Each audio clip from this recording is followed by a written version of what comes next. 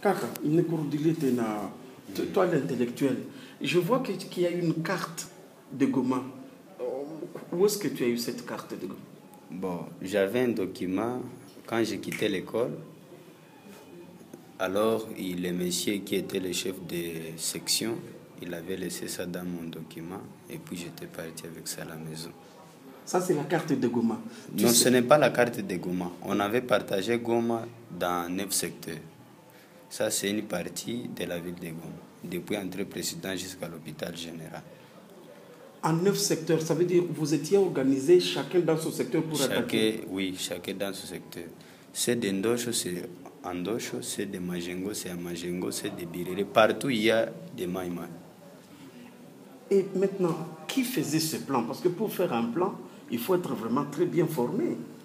Celui qui faisait ce plan comme chef du mouvement, c'était Bakongo Mitondeke.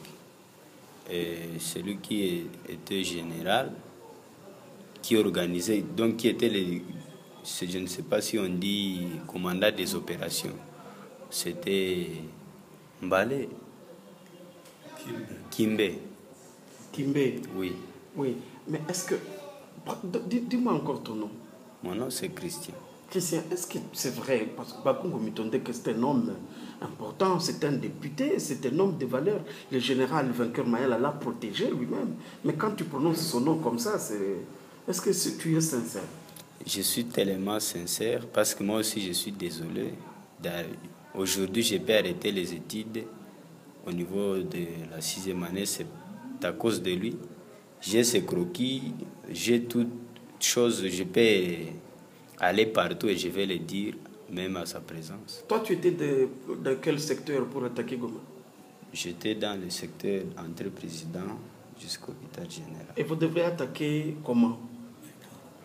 Bon, attaquer comment? C'est le chef de section qui connaît la façon dont il va arranger ses troupes. Mais c'était ce samedi.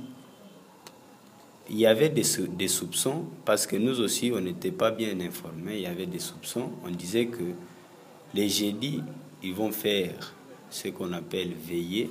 Ils vont veiller. Et après, les vendredis, on attaque. Mais alors, Christian, est-ce que tu as déjà vu vraiment Mitondeke, l'honorable Mitondeke? Tu le connais, il est comment? Décris-moi lui. Bon, Mitondeke a des cheveux blanches. Il est un homme vraiment costaud, très géant.